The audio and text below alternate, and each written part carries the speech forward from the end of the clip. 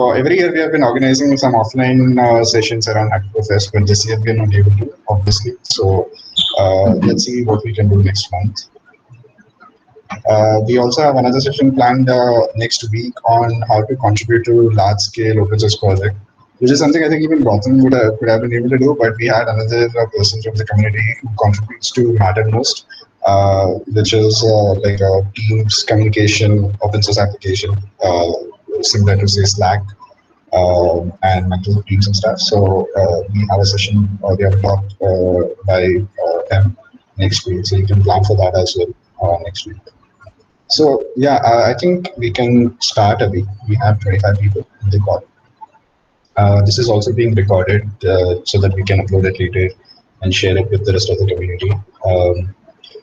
So I'll just quickly go through a few slides of ours from GoToFlex and then Gautam can take it over.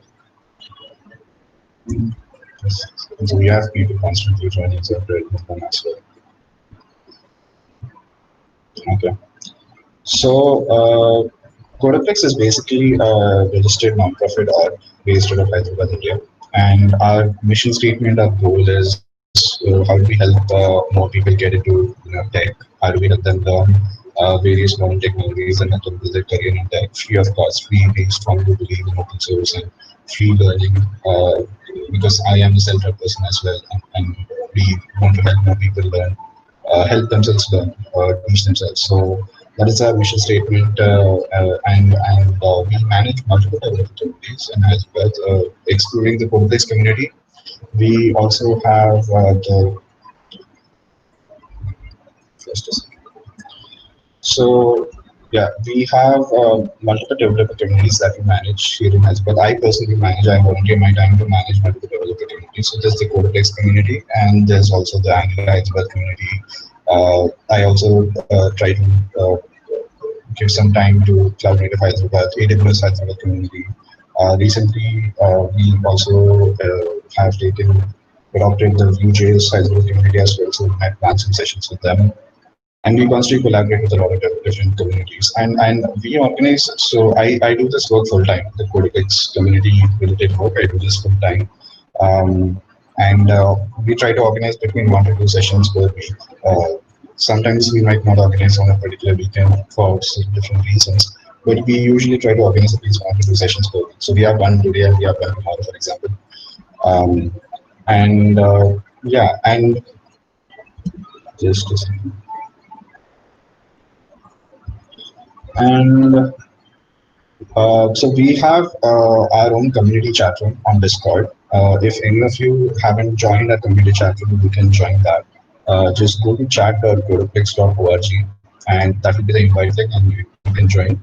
You can see the image here on the left side. We have different channels for different topics. We have a jobs channel where you can share job openings. If your company is looking for any developers, you can share it there and other people can apply. From that, we have general discussions, off-topic discussions, upcoming events happening, open source related discussions, and then channel specific to different topics like web development, mobile, cloud native, computer science, AI, data science, information security, all of that. And we have quite a lot of people in our Discord chat from Hyderabad, so it's pretty. It used to be more active in the past, but it's pretty active even now. So you can, if you have any questions, you want to share anything, you want to just interact with people who are very passionate about tech, you can just join this chat room and you can engage with them. So make sure you join the chat room, chat.godoplex.org. Next is our meetup group. You might obviously probably already be a part of our meetup group, but in case you aren't, just go to meetup.com/godoplex and this will be our meetup group. And we post all our meetups. As of now, we post all our events, meetups here. So if you're part of the group, you should get an email for any upcoming event we organize as well. We are also actively looking for a lot of speakers. So since we organize 1 to 2 sessions every weekend, it seems like more people are joining now.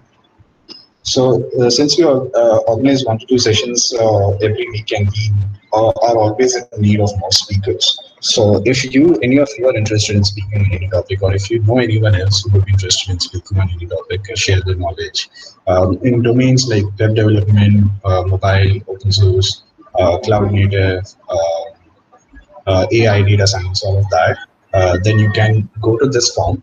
bit.ly/hyd-tech-speakers. So this form is shared by pretty much all the developer communities in Hyderabad, and if you submit this form, any of these communities can reach out to you and ask you to speak for them in any future session. So check out this form bit.ly/hyd-tech-speakers. And finally, we are so since we are a non-profit organization and everything we do, we do it at free of cost. We don't charge anything for any of our sessions. We do and because we are doing this full time, we have recently decided to organize a crowdfunding campaign. So just to keep our Kapil, sorry to intervene. I guess your voice is really not clear. So okay, is it still not clear? Can you guys hear me now? yeah, Is it clear now? yeah, it's better. It's better. It's better. Okay, okay. So yeah, just a second. Thanks for letting me know. So yeah, we are organizing a crowdfunding campaign because we are a registered nonprofit organization and we are doing this work, community related work full time, and we don't charge for any of our activities, events, or anything. We are trying to rely on community support, donations to keep ourselves sustainable and keep doing the work we are doing, basically. So if you appreciate the work we are doing, if you find value in what we're doing, if it helps you learn, if it helps you grow or accelerate in your career in any way, do consider making a contribution. Regardless of it doesn't need to be a big contribution. It can be extremely small. It's really like we have a lot of people in the community. So if enough number of people even make a small contribution of like even 50 rupees or 100 rupees, that would help a lot. Right. So if you would be, if you're interested to support, you can go to this link, bit.ly/support -cpx. That should redirect you to our crowdfunding page. If it doesn't, you can just message in the chat or whatever. I can send you the full link as well. You can, if you go to donate.codaplex.org, you should see a crowdfunding campaign there as well directly. So if you have any questions related to that, you can ask me as well. And we would genuinely really appreciate if you can make any contribution at all. It's really genuinely not about the amount. It's more about like if you contribute, it shows us that we have done enough, some valuable work that people genuinely appreciate, right? So it's more of like that sort of validation that we are doing good work basically. So that's it from my end. And I think we have a good number of people now, 27 people. Um, my voice is with what sense right now. I can't really help it, man. There's background noise from my place. Can't really help it right now. We have to make do with what we have. But if you like have any questions or anything, you can text me here on chat. I can respond here, and we just continue with the session. Gautam has been waiting to begin. So Gautam, you can go ahead.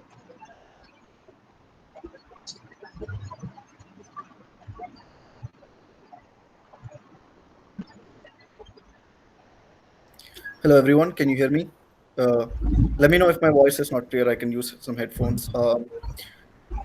Can you see my screen? Yeah, we can see your screen, and your voice is probably much better than mine. All right. So yeah, I'm today going to talk about building a career on open source. It's mostly me going to be sharing my journey and how I got here, and maybe some tips on how open source can help your career. Why I really like open source and why I don't think I will ever join a job that has no open source component to it. I don't have a lot of content. Having said that, I want this to be really interactive. So if you have any questions, feel free to stop me or just put questions in chat. I'll try to respond. All right. So a little bit about myself. Hi, I'm Gautam. I graduated college in 2018. We'll get into that.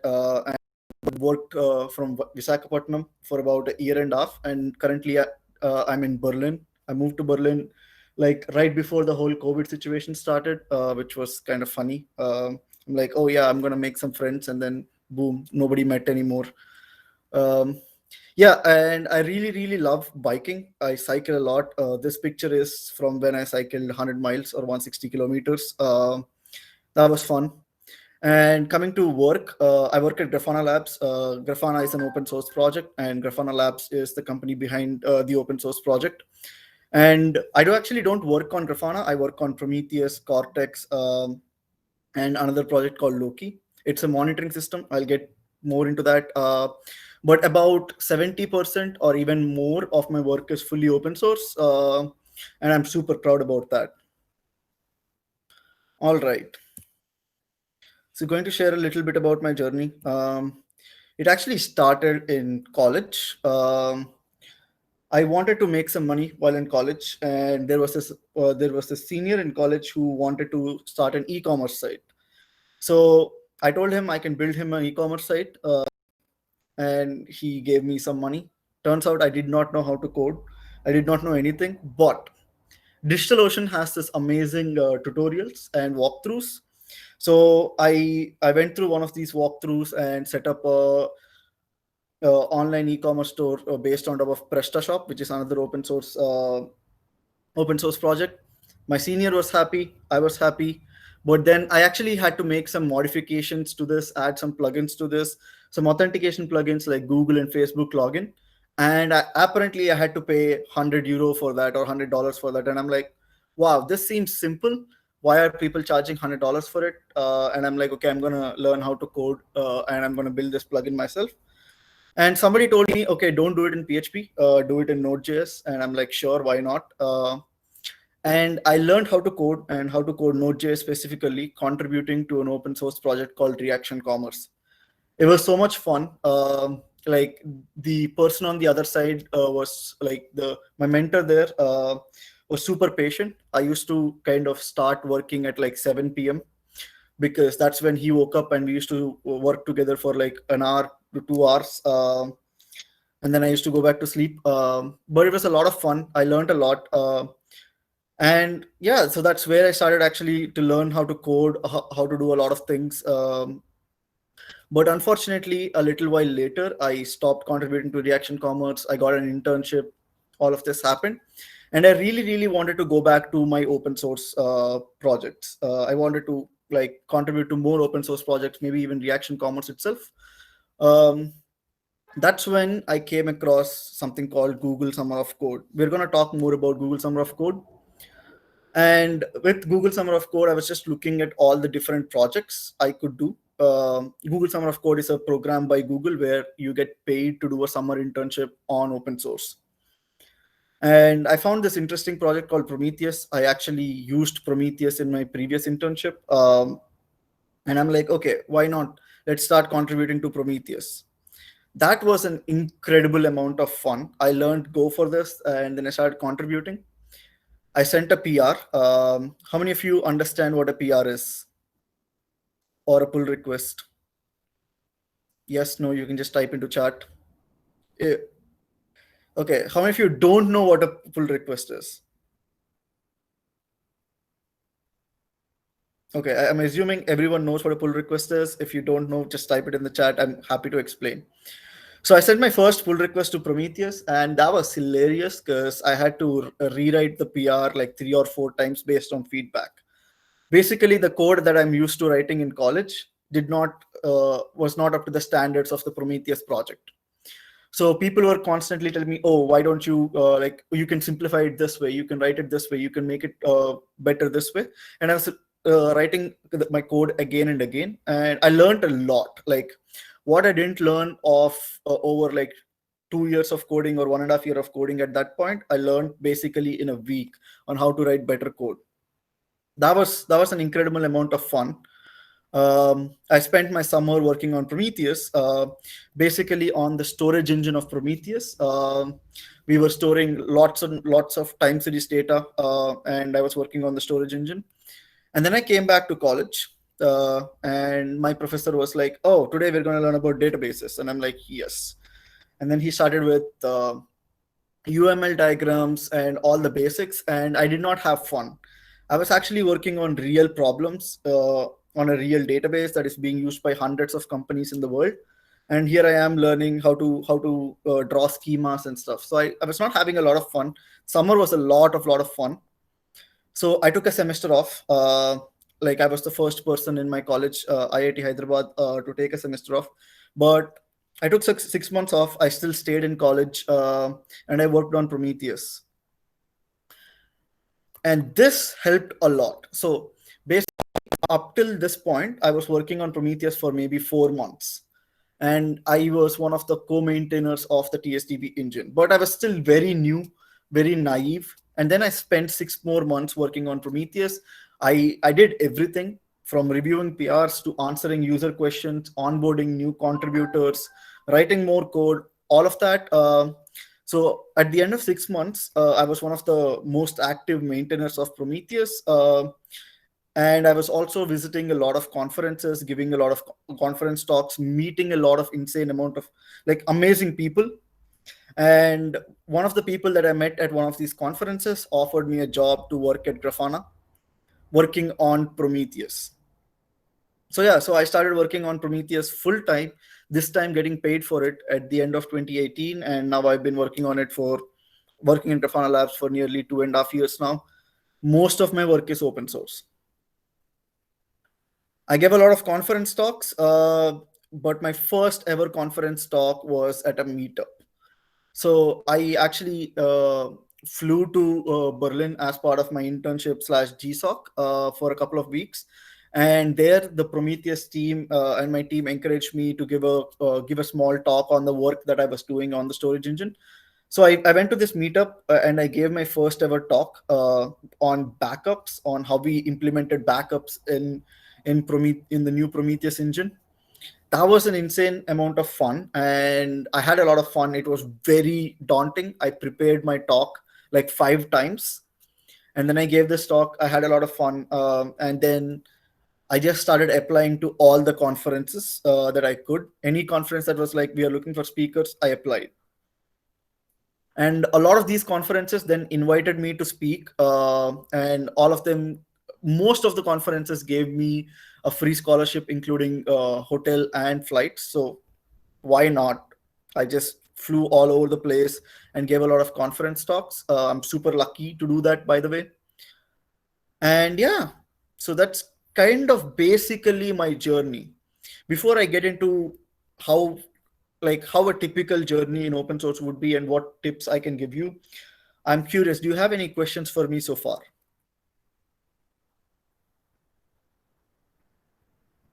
Okay, I'm going to take that as a no.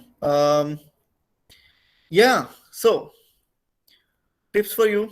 First, before I know I shared my journey, but to make it extremely clear why you should be interested in open source, it's people. For me, whenever people say open source, it's always the community and the people I worked with or the people I met in my journey that matter. Like, I met some most incredible, amazing, extremely kind people.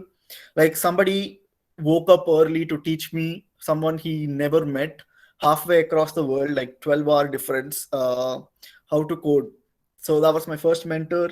And then I met a lot of insane people, a lot of different perspectives, and I love all of the community friends that I made. I'm still super close to them, and they're the biggest reason I decided to move to Berlin, so I can spend more time with the people and the community.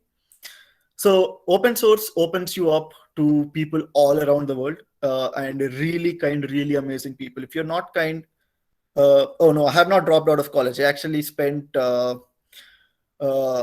I finished my college, like I spent extra time doing 2 semesters in one. Um but no, I haven't dropped out of college. I finished my degree. Otherwise, I wanted to drop out. Then one of my again, my mentor in the Prometheus project, he told me not to, because if I ever wanted to move out of India, having a degree would help a lot. So yeah, don't drop out. Um, yeah, no, it's the people. Like, I got into biking also because of the people in the Prometheus community. We have insane amount of bikers, and then they actually helped me plan and bike from Berlin to Copenhagen, just like camping and cycling and camping and cycling. That was a lot of fun. Uh, yeah, open source opens you up to in like all kinds of people, amazing people. It'll open up your perspective a lot. Yes, again, you get to learn from the best, and you get to do what is cutting edge. So in a lot of companies and also in colleges, you just write code that works. You don't write a lot of tests. Okay, how many of you write good tests for all the code that you write? Okay, how many of you don't write any tests for all the code you write? This is not a very interactive audience, but okay. You can still hear me, right? Guys, please interact with Yeah. Gautam. You can Yeah, turn on no, your no, mic and ask any questions or respond. There's no problems with that. This is yeah, a very nice, casual kind of talk. So just go ahead and speak. yep, no issues. If you even if you don't interact, no issues. Whenever I ask you, can you hear me? Just respond yes, so that at least I know that people are listening. Um, yeah, I so think we just have a very shy audience. no issues. You don't even need to talk; you just need to write. But anyways, yeah. So I never wrote tests, and in open source, you're forced to write tests. Writing tests is really good. It helps you write more robust software. Like it'll make sure that the number of bugs are low. We learn all of this like best practices, but we actually never do it. But with open source, you're forced to do it. You're forced to write the cleanest and the nicest tests. One, because you're not the only person maintaining it, and because other people are also maintaining it, they care about code quality and tests and all the best practices. So you're forced to follow all these best practices. On the flip side, if there's an open source project that is not following best practices, people who read the code will not want to use it. So if people want their own open source projects to be successful, they want to enforce best practices, which means if you're contributing to open source, you'll learn all the best practices. And yeah, you get to learn from all the best engineers in the world. Like you don't need to care about, okay, not just Hyderabad, but all across the world. Like I was working remote for a long time. I even work remote here. And it's all super async. You don't need people to be online and answering you everything. You learn how to work in an async way, which I think is much better. But another big advantage is you get to speak about your work. I know a lot of people do a lot of amazing work, but their companies don't let them talk about the work. Like you can't write blog posts about what you do. You can't like go speak about what you do. But some of it might be confidential. But in most cases, companies are just being stupid by not letting you talk about your work. But with open source, it's all open. Like nobody's stopping you. In fact, people are encouraging you to contribute and to go to conferences, to go to meetups, to write blog posts. You get to talk about your work whenever you go to an interview and they ask you, okay, so what did you do in the last 6 months? You can be like, okay, this is exactly what I did, and these are the problems I solved, and these are the 500 different companies that are benefiting from it. So along with speak about your work, it's blog posts, meetups, conferences. With conferences, you have a lot of chances to travel, especially if you're working for a company that knows about open source and that is conscious about the open source culture. They will always fund you so that you can go and speak at conferences. Yeah, wow. I mean, I must have like started a nice conversation or controversial topic around tests. Yes, writing tests is very important, and I did not write it when I was working at my internship or in college, but with open source you can't skip those. Finally, it's a lot of fun. Like you get to work on really interesting problems, and one of the things that makes it fun is the impact you have. Like with like unless you're working for a really big company, the code that you write will be used by a few hundred people. But with open source, the chances are your code will be used by thousands and thousands of companies all around the world. And it's so funny, like I took a gap semester to work on Prometheus. So I worked on Prometheus and nobody in my college knew what Prometheus was. So they're like, okay, this is one crazy guy. He took a semester off sitting in college and he's working on this thing for free. So yeah, like nobody knew what Prometheus was. And then I graduate, and I was getting all these messages and calls from my friends saying, hey, by the way, this thing, the Prometheus thing that you are talking about, I'm using it at work. And I'm like, yes, the 6 months that I spent, that is my code that you're running. So that's a lot of like whenever I hear people were using my code, so the feature that I implemented, It gave me a lot of pride and it's a lot of fun. So one of the questions is, can you tell something about Prometheus? Good question. I should probably have done that before. But okay, so Prometheus is a monitoring system. For example, if you're running your service or a VM, Prometheus will be able to collect metrics around this, like how many requests per second, how many errors, or how many users are logging in every minute. The CPU, memory, RAM, all of this, it collects it collects metrics around all of this, stores them, and helps you graph them so you can have beautiful dashboards, and also helps you alert on them. So you can say, okay, if I'm having more than 5% errors, send me an alert, call me up, send it to Slack or PagerDuty or email, whatever. So Prometheus is a monitoring system that I work on. Yeah, I mean, like, I really love it talking to users and they're like, oh, we're using snapshots or deletes. And I'm like, yeah, I implemented snapshots. Yeah, I implemented deletes. There's a lot of pride that comes with it. And it's really nice to see random people use your code, run your code, and just talk about it.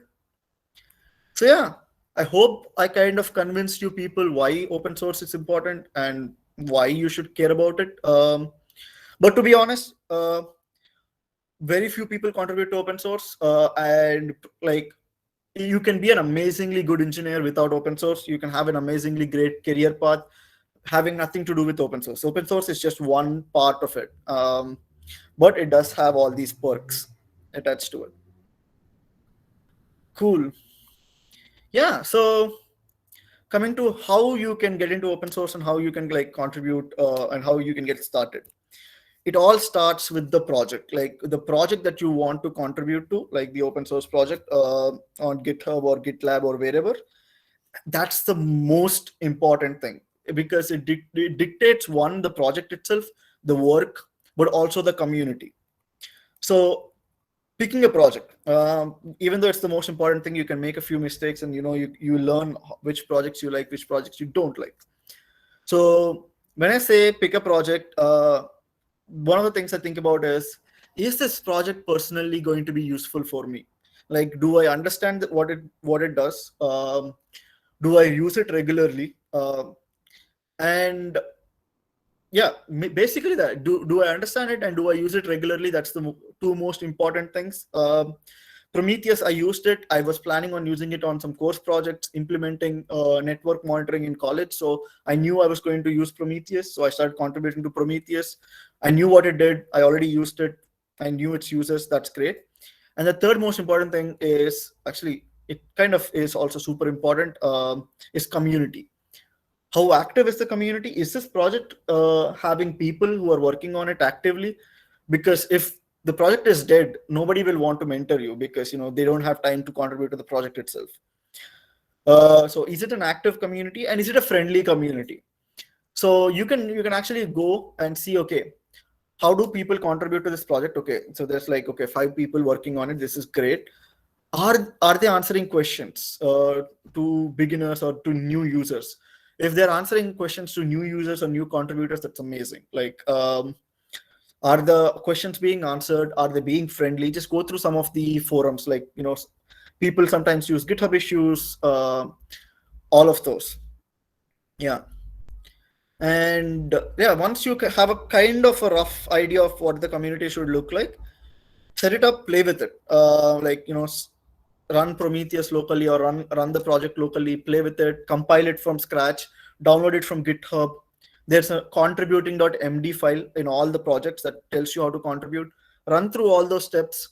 You'll get stuck, struggle with it a little bit, make sure you finish it. Finish the content, like, setting it up, compiling it, running it from scratch, all the steps there. Once you're done, go to the open issues. So even in contributing.md, they will tell you which open issues you can pick. So there will be issues like good first issue, easy fix, help wanted. Like, figure out some of the easy issues and pick a issue that you think looks easy. Now, this is where the familiarity with the project comes into picture. You need to know what it does and how people use it to be able to kind of guess which issue is easy or not.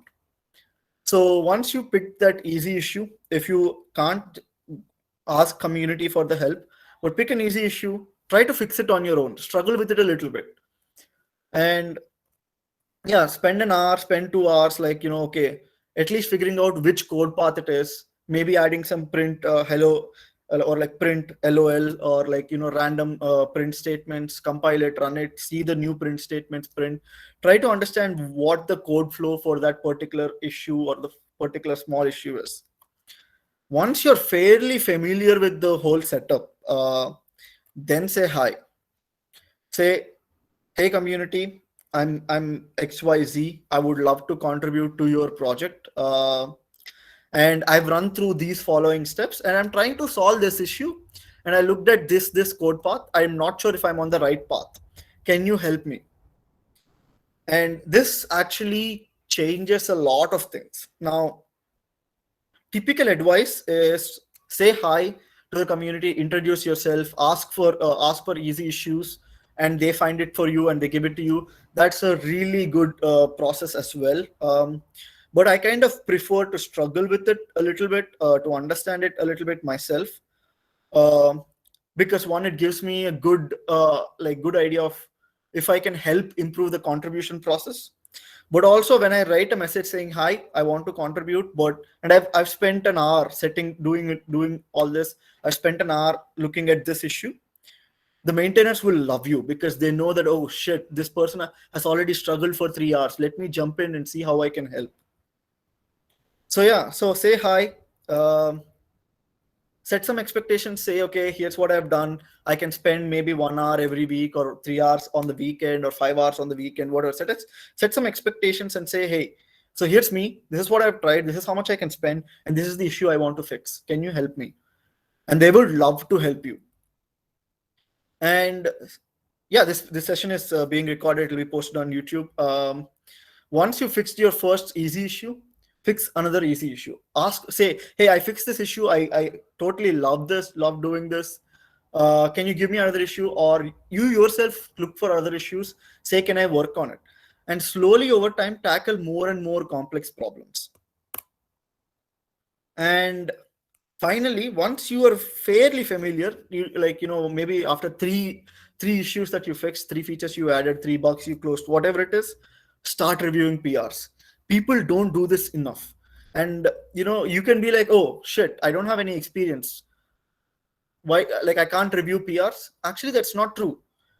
You can review PRs, and sometimes you won't catch all the best practices, all the issues. That's okay. But you will learn how other people are writing code. And what the best thing is, you reviewed a PR and then someone else reviews a PR. You can be like, oh, this person caught this particular issue, I did not. Maybe next time I'm going to look for these issues. So you learn a lot more by reviewing PRs, and the community knows that you're trying to contribute. You're not just like writing code and running away. You're actually trying to help by reviewing PRs as well. Yeah, no, that's yeah, this is something that not a lot of people do, but you should do that. Now, this is like the basics that apply for everyone. Nowadays, there's a lot of programs from different companies like Google, Linux Foundation, a lot of nonprofits around encouraging more and more people to do open source. So I've linked a bunch of things. Google Summer of Code happens for students every summer. Outreachy also is similar. I think it happens twice a year, and it's only for women. So that's really good. You get amazing mentorship and community. Community Bridge happens on a rolling basis for lots of different projects, also under the Linux Foundation. And if you if you click on this link, Kapil will send you actually the slides. And if you click on this, there's an entire repo that talks about all the different projects that you can be part of. So start looking for these projects, super useful. Once you've decided to participate in one of the projects, make sure you're eligible. Once you're known that you're eligible and you can participate, go participate in it. This is an alternative path. This is not the path for everything. But here the advantage is, 1, you get paid for it. 2, people know that, okay, I'm going to mentor this person. I need to set away X hours every week. I need to have a regular call with this person. So it's a more formal process than informally contributing to a project. Now, one of the things I want to share is a lot of people do GSOC or all of these programs. They get it onto their CV, and then they start applying. People will be like, "Oh, this person finished GSOC," uh, and they stop contributing to the open source project after GSOC or after these programs. I really love these programs, but I kind of hate this aspect of the program where people made it just another thing to put on their CV. Don't stop contributing. You might come back to college, you might go back to your full-time job, spend an hour every day or spend 3 hours or 4 hours on the weekend contributing. And this time it could not just be like, it's not just code, it's not the only contribution. You can review PRs, you can help answer questions, you can help onboard new contributors. You've just been through the process. Why don't you help other people who are struggling through the same thing? Help answer user questions. Be part of this community. Make sure that the maintainers see your name in the community, that you're contributing and all of that. Yeah, help other contributors and users. Don't stop after these programs. Like more than code, there are a lot of other ways you can contribute that are just as important, if not more important. And finally, I mean, this is a rough estimate. If you do contribute, and if you contribute consistently for 6 months to a year, you can become a maintainer. So you can say, hey, I'm a maintainer for Prometheus, not just a contributor for Prometheus. I'm a maintainer for Kubernetes. I'm a maintainer for Firefox, all of this. But this doesn't happen in a month or two. It takes consistent effort over 6 months to a year. So it's a long-term process. It's not a short-term process. Yep. So one thing again, like continue contributing. If you suddenly have extra things at work, tell them, hey people, I will be busy for the next month. I have a release coming up, but I would love to come back after the release. And after the release is done, after after like the most stressful part of your job is done, still come back and spend some time with the community, talk to users, try to fix some easy small issues, make the contribution process easy. Continue contributing, just don't stop because whatever the timeline is over or XYZ. Only after you continue contributing and only after you become after you do it for 6 months to a year, everyone will start noticing. You will be able to give a lot more conference talks because you suddenly are owning at least one subset of the thing. You probably would have solved a complex issue that you would be able to blog about. Like, don't stop after 3 months. Continue contributing. Yep. So this is one section of it. So this is how you can get into it. Before I move to the next one, any questions so far?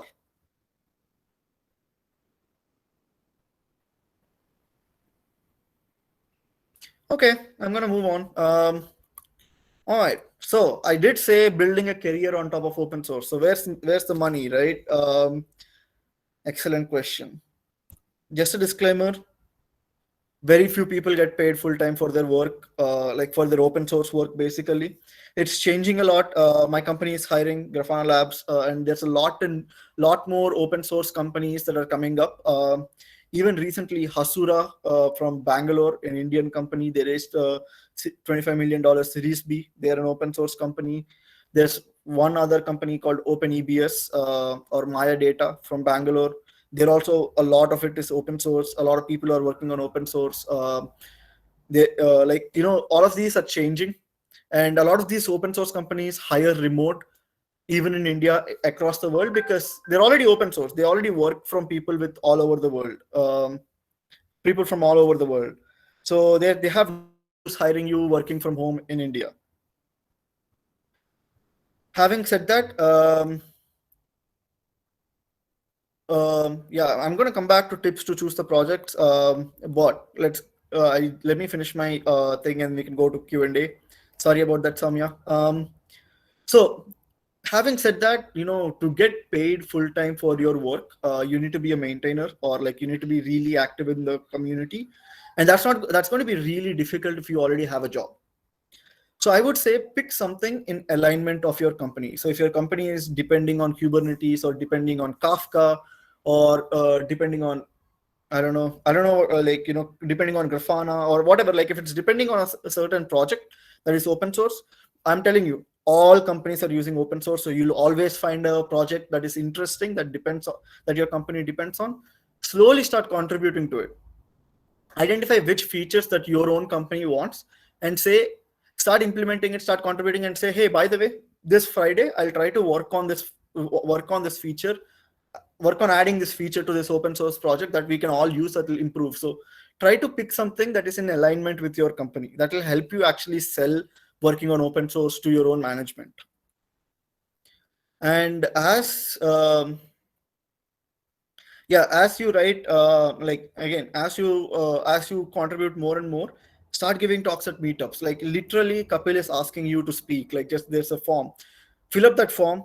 You don't need to contribute to open source to do that, but you might have worked on an open source project, you might have run Kafka or Elasticsearch or some PHP projects like PrestaShop or whatever. You would have done all of this. Give a talk on that. Like people would love to hear people talk about other projects. So give talks, write blog posts, just put yourself out there. So the moment you start doing that, companies will be like, okay, this person has been working, like, whenever they Google some project, if your name comes up, they'll be like, oh, this person seems to be good at this. Why don't we hire him?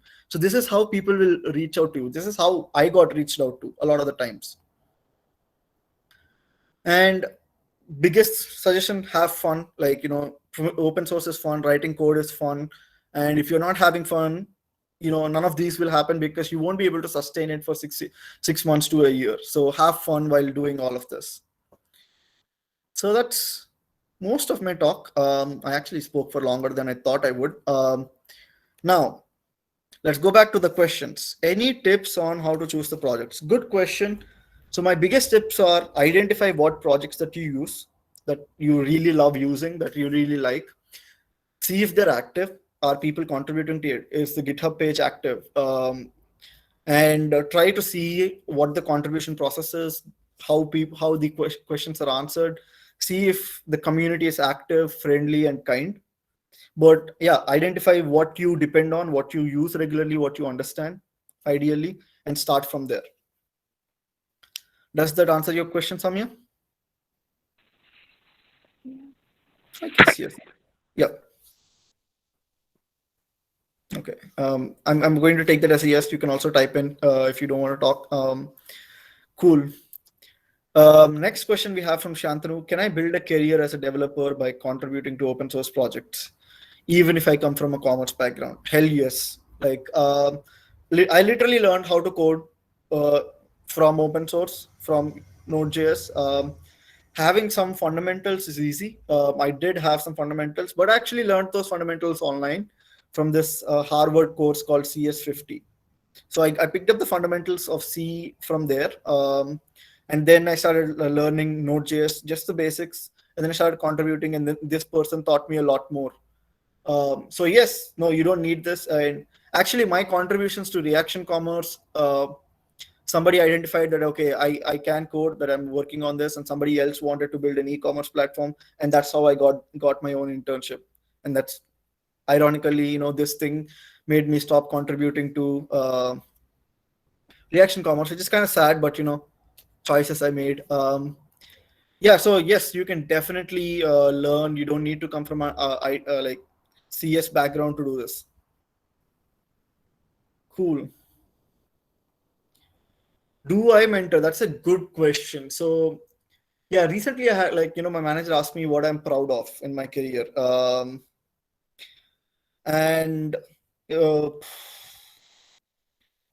when I had to answer that, the thing I answered is yes, I did mentor this one person called Ganesh, who was my junior, and he contributed. He also started contributing to Prometheus, and as I did more and more Cortex, which is another open source project, he took over my mentorship responsibilities of Prometheus, and that really made me proud. He's much more active in the Prometheus community today, and he mentored a few more people. So I did mentor before. Unfortunately, I don't have a lot of time now. I'm have been extremely busy to do a lot of mentorship. Having said that, I'm going to change that over the next quarter or two. I'm already working on it. So how much can we earn from contributing to open source? Is it really make a difference between regular job? Good question.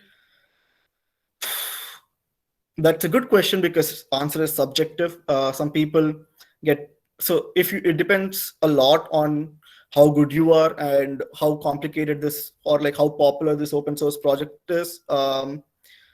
So if you work on some open source projects, some companies would want to pay you more, some companies would want to pay you the same. But one thing I can say is open source will open up a lot of remote opportunities from US and European companies. And these US and European companies actually sometimes end up paying really good salaries, like, sometimes even US or Europe local salaries. So getting these remote jobs is extremely hard if you don't have an open source background. Like, you can still do this, but with open source a lot of this becomes much easier. Yep. Yeah, so I hope that answers the question. Getting into GSOC, any tips in specific? um yeah, give me a second. Yeah, sure. I mean, let me share that right away. Yeah, this is the Twitter. You can also search his full name on LinkedIn. Probably will show up. He'll probably hate me for this, but go ping him. Yeah. So getting into GSOC, any tips in specific? I would say pick a project, start contributing to it.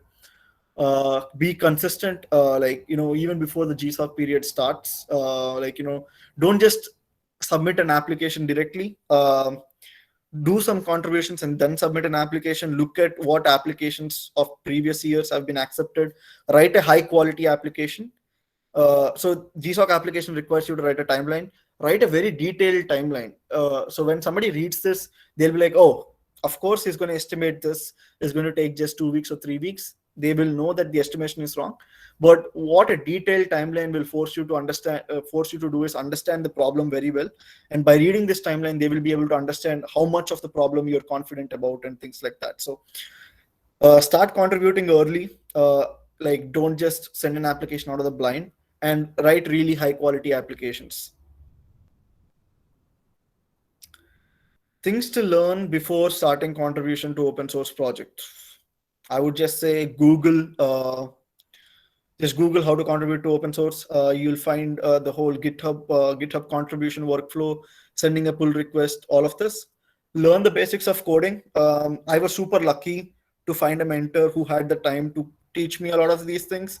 But again, I'm super lucky because at that point when I pinged this guy, he had been working on reaction comments for 2 years with, like, just single-handedly, and I think he was just happy to speak to someone else who's also working on it. So extremely rare, right? So I would say get the fundamentals of coding right, be confident about it, and then pick a project, and then start contributing. Learn the GitHub pull request workflow.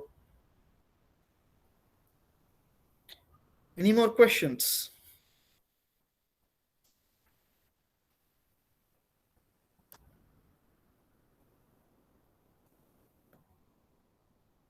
I guess not. Okay.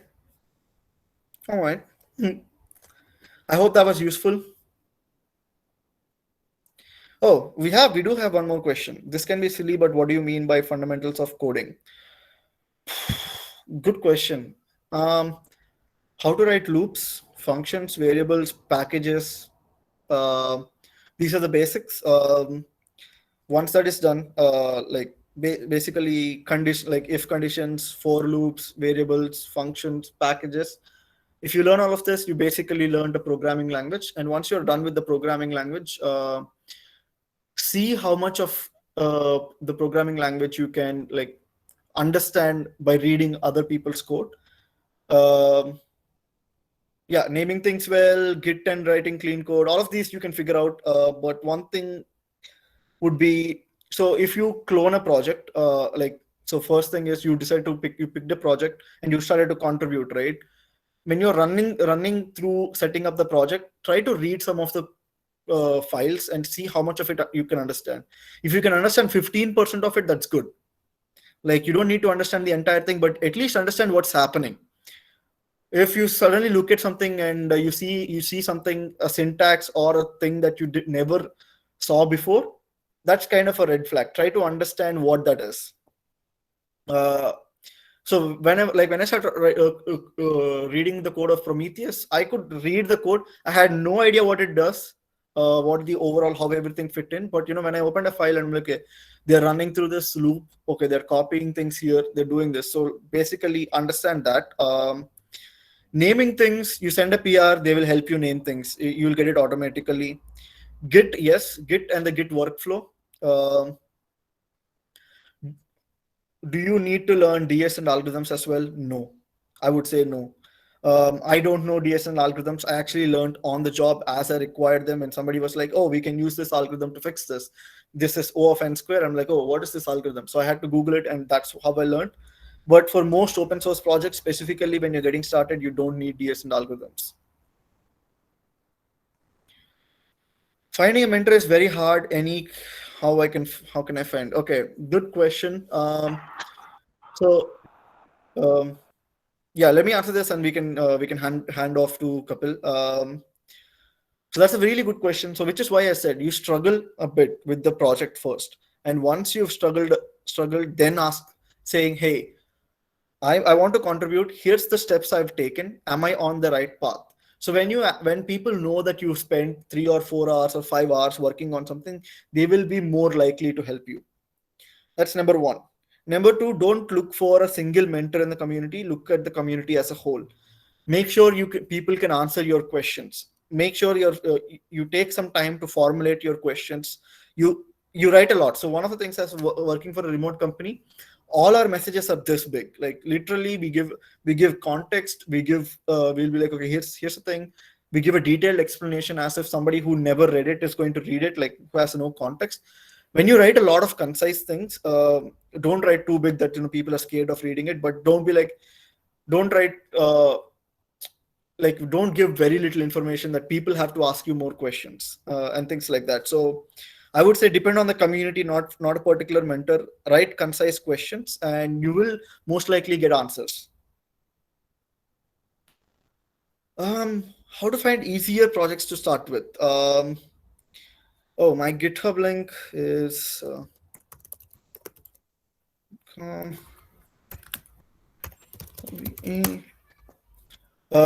but before I answer the how to find easier projects, I think Kapil wanted to speak. I was about to speak.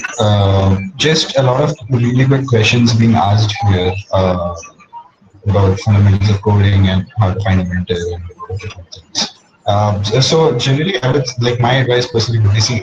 My background is that I skipped college and I taught myself how to code from scratch, right? Using online resources, using free resources, never paid anyone anything. And hello, is it still bad? Yeah, it's quite bad actually. This is like it's Is hard it to make out. Yeah, is it still bad right now? yeah, kind of. I mean, there's also a lot of background noise coming from your mic. Okay. Let me see if I can find a different location to speak.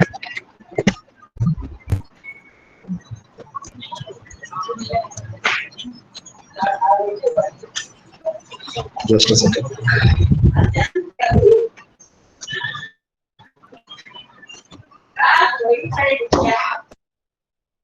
So while Kapil is figuring that out, I'm sorry to mute you, Kapil.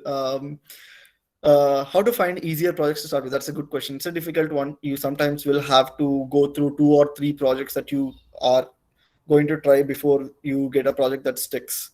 So finding a project is kind of hard, but think about all the open source projects that you use, what you're most passionate about, and the moment you're like you really like that project, you like to use it. It gets easier to contribute that way. Like just a mental barrier, to be honest. Like if you really like a project, maybe if you want to contribute to VLC or other things, one thing you can keep in mind is what programming languages are you most comfortable with, and try to find projects in that with that programming language to contribute to. That will also make it a little bit easier, but I don't have a single shot golden answer for that question.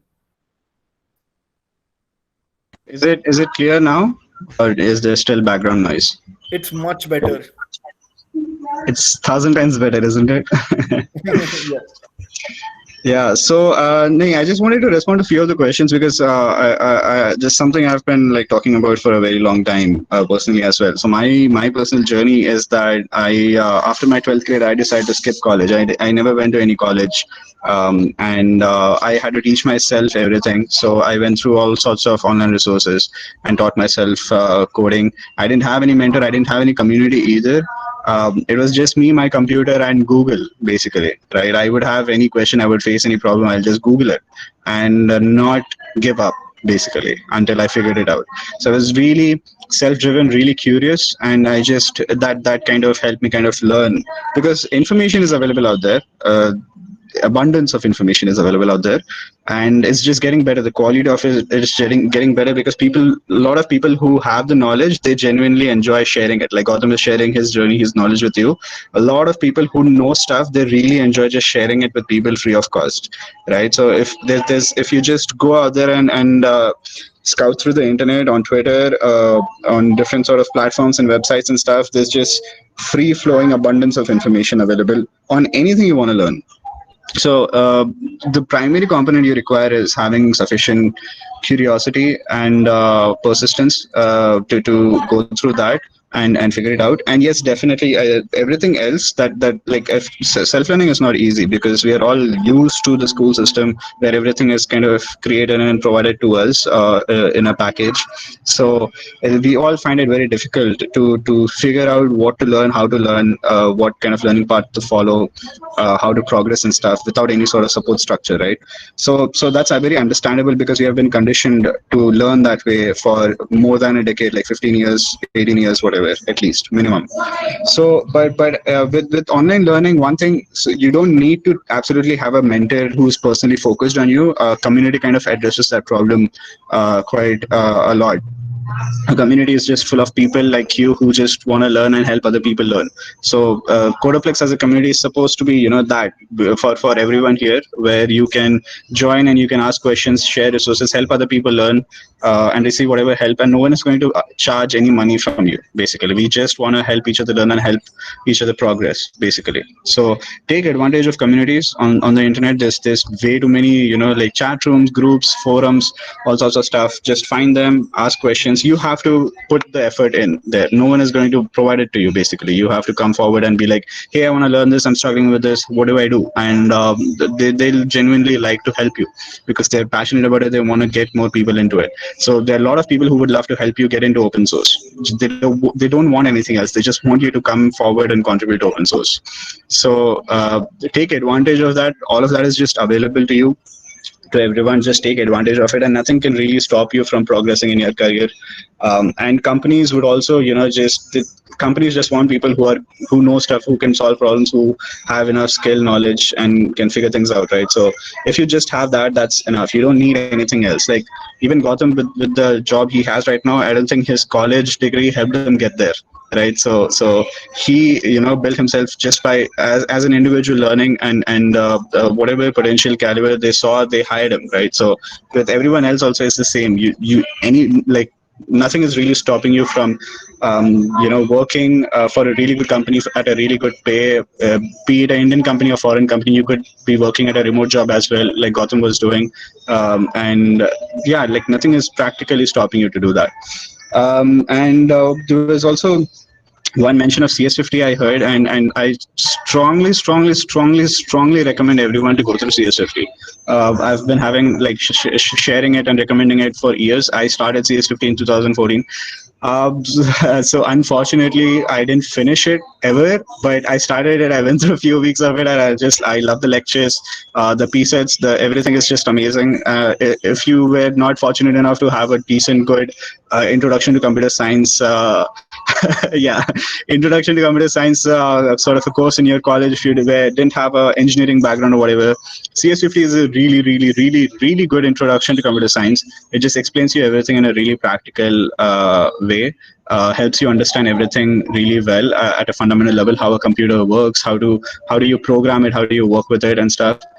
So what you want to achieve is you want to like slowly get to a point where you understand how a computer operates, like the logic, how if any given logic, how it would run it, basically, right? Like you need to be able to understand that. That's pretty much it. Once you get to that point, everything else is just syntax, basically, on top, right? All programming languages, everything is just all syntax to just abstract more and more to make it more simpler to do the same stuff, basically, right? So just learning the fundamentals, yeah, is like important, and CS50 is really a good place to start if you don't have that much background.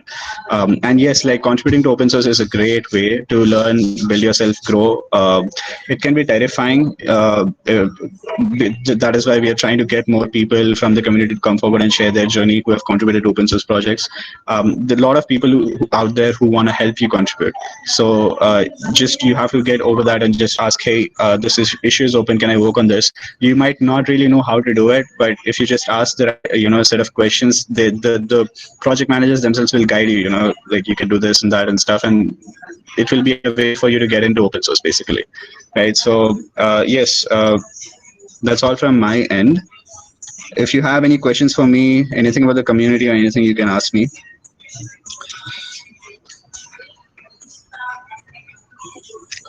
You can DM me as part of university to answer questions and forums. So So I I have to jump, folks. I just realized I have another call. I'm still working. yeah, that's fine. Sorry So about that. thank you, It was Gautam, nice for talking to you. this talk. Thank you for sharing your journey with all of us. Yep. All right. See you, folks. Bye. Yeah, so we'll be having another talk next week on a similar topic. That talk will be by Zubair Ahmed. He's going to talk about how do you contribute to large-scale open source projects. And he personally also, like, he started as a mechanical engineer. And yeah, we'll be sharing the recording. We'll upload it on YouTube and share it. So don't worry about that. So Zubair, next week's speaker is Zubair, and Zubair will be talking about how to contribute to a project like Mattermost, which is a very big project, open source platform that competes with big software like Slack and Microsoft Teams and stuff. So you can attend that as well. And I just want to add one last time for people who didn't join in the beginning that we have a community chat room that you should join. Um, just a second, let me share my screen.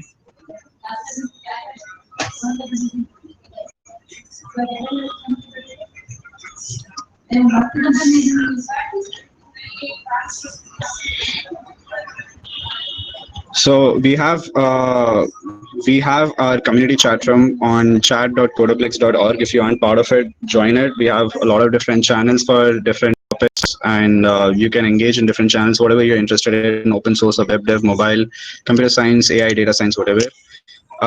We have our meetup group. If you aren't part of it, you can go to meetup.com/codaplex and you can join any other future events, meetups we organize. You'll get updates from there.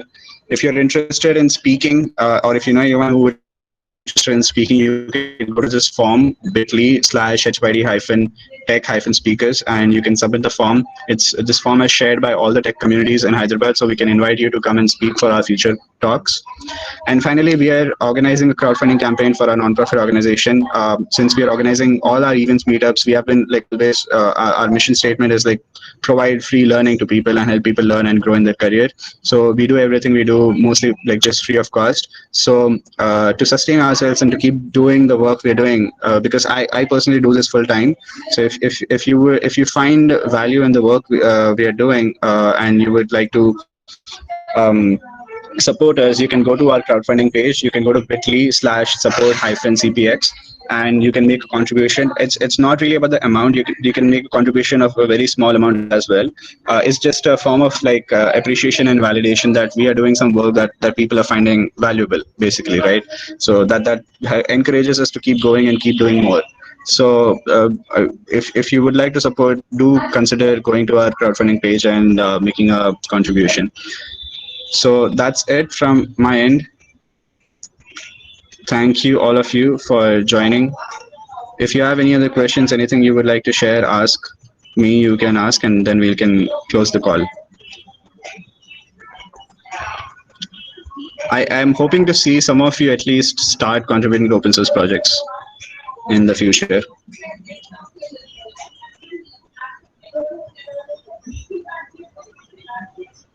If you need any advice, guidance, or anything, just post them in our community chat room. Okay. Yeah. So a lot of people are worried about writing bad code and stuff. See, it's a journey. You like every single person you see who has created some amazing software. They started at some point and they were not really good when they started. So it was a journey for them to learn, and it's a journey for you to learn. What you have to understand is you have the ability to learn like everyone else. So all you have to do is really invest your time in learning, and even you can become as good as the people you see who are building amazing software. So you gotta start, and you gotta just like the only way to go forward is by practicing and putting yourself out there and creating stuff, solving problems, whatever it is. Just write code, right? So and share it with people so that they can give you feedback on your code. So don't worry too much about the bad code part. Just try to go with some simple issues that you can work on, and that should be much easier to do right now. And then dhire dhire you can start contributing more and more to the projects.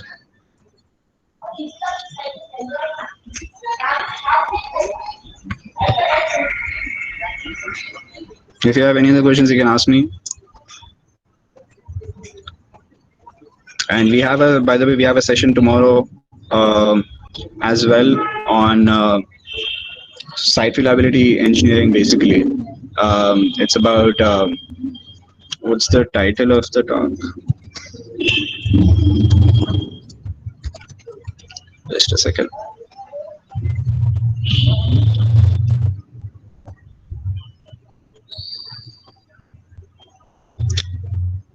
How to scale your applications with zero downtime. So we have a speaker who's going to talk about how you can, if you have applications of any like web app, mobile app, or whatever, how to scale that without having any downtime, right? Like your site reliability engineering, basically.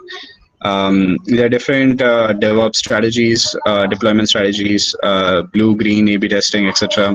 And there are different things to consider when you apply those strategies. So you will get to learn about all of that in this session about stateful, stateless applications in Kubernetes, service mesh, simplify these problems in Chris, Kubernetes, everything else that you need to consider while choosing a deployment strategy.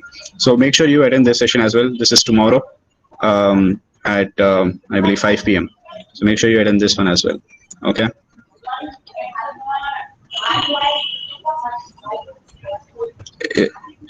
If you don't have any other questions, you can leave the call. Once everyone is out, I can end the call.